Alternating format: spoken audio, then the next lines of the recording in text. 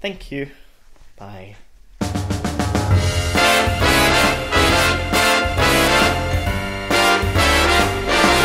How's it going, beautiful people? My name's CaptainLazerGuns, and last weekend I went to RTX in Sydney.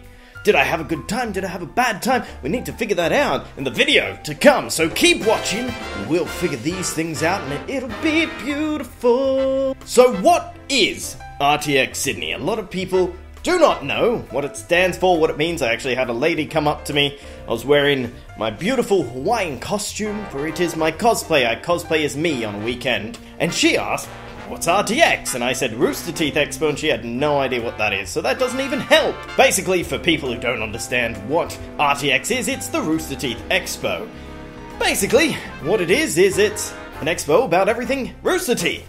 It's a celebration of everything they've done, everything they've achieved, and it's just a fun weekend in Sydney, enjoying the beautiful February weather, which is usually hot and or raining. Or hot and raining. It's a good weekend. Obviously, with everything, there's good and bad. This weekend was relatively good. There was lots of fun things to do, and me and my friends, I went with a group of 6, had heaps of fun. We attend a lot of conventions. Like, a lot. I've been media, special guest, and just a general admission guest. And I think I'm an authority on conventions in Australia at least, so you can listen to what I say. RTX is starting to work its way up there with the must-do annual events for gamers and online enthusiasts. Being sponsored by Rooster Teeth, you can imagine that there are going to be lots of Rooster Teeth people there, including their brands and their offshoots and all of that. But bear in mind, it doesn't guarantee that you'll meet them. You'll most likely see them, and that's pretty cool in itself.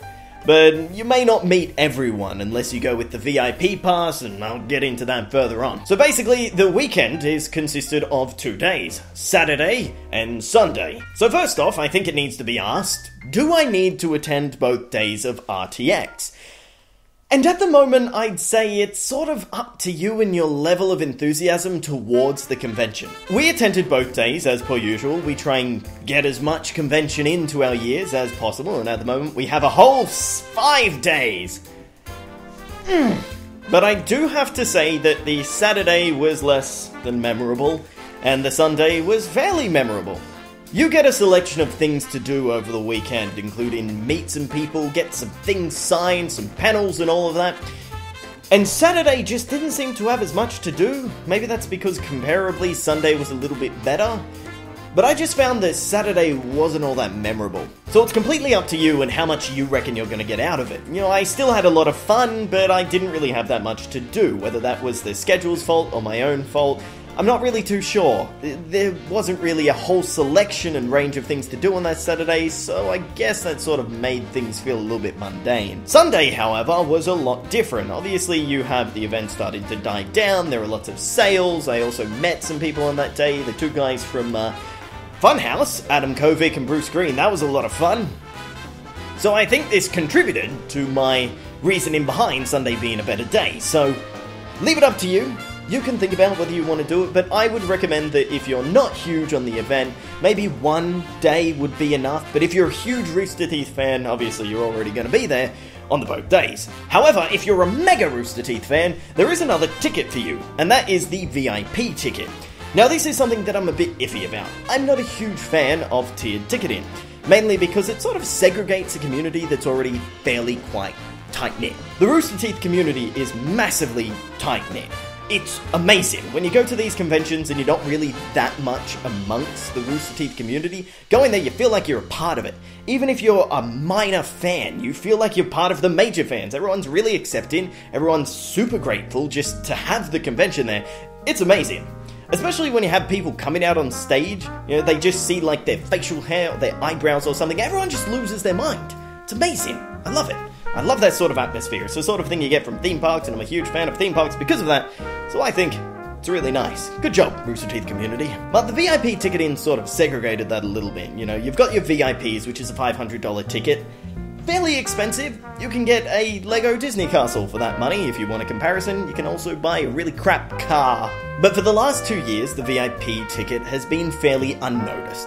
It's been something that plays in the background, you know, it gets you to the front of lines, it gets you front row viewing for panels and all of that. I think those are good things. If you're paying those large amounts of money, obviously it's expected that you're going to get a couple of benefits out of it. It's your way of giving back to the people who have given so much to you, and I think that's okay. But the problem that happened this year is that it started encroaching on things that were given to us last year, but were now VIP only. Things like theatre mode, which was a highlight where it was a bunch of the Rooster Teeth personalities just hanging around having a couple of beers and watching a movie. A really crap movie, and it was hilarious. It was the highlight.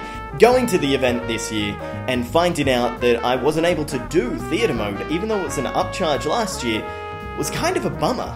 It reflected on my weekend. I felt like Saturday was a bit mundane because there was nothing to look forward to. I didn't have that much to do. Obviously the VIPs had a lot to do because they've got that VIP ticket. They get 2 autograph sessions so they can do a Saturday and a Sunday. They got their own theatres. Those theatres were also featured in 2017 but not 2018. So it was kind of like they were taking a little bit away from what we had and just giving it to VIPs and opening more VIP tickets.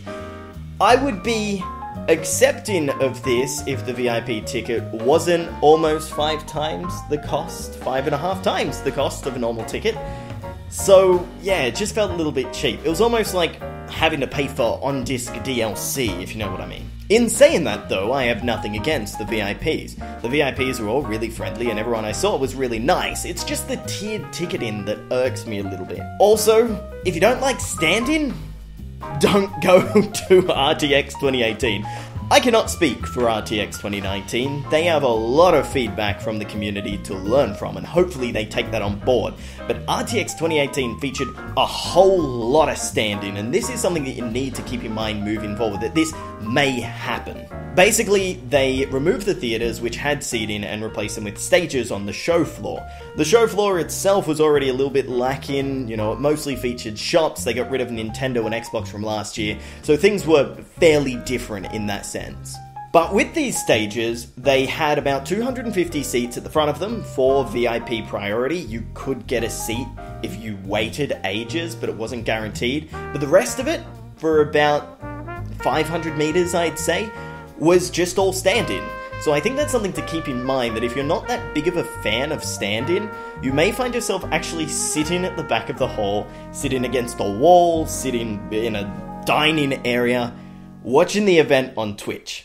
And I think that says a lot, so keep that in mind. Other than that, we had a lot of fun this weekend. There are a couple of complaints that I have about the management and the running of the event, but the feedback that the RTX managers get should be enough for them to gauge what the community wants. If they don't listen to that feedback, I think this opens up Pandora's box to a really bad backlash, so I hope that they take this in mind, because, you know, we accepted things in 2016, we accepted things in 2017, but I noticed that the community was starting to get a little bit anxious in 2018, saying that things aren't improving, and for every 2 steps forward they take, there always seems to be 1 step taken back. So hopefully they iron out all the kinks for next year, and 2019 runs spectacularly. Anyway guys, my name's CaptainLazerGuns. I had a very fun time over the RTX weekend, and if you want any questions answered, feel free to leave it down in the comment section below, or above, depending on what year you're watching this. I'm from the future, and in 2021 they put it above for no apparent reason. Anyway guys, I'm CaptainLazerGuns. Peace out, stay sexy, and continue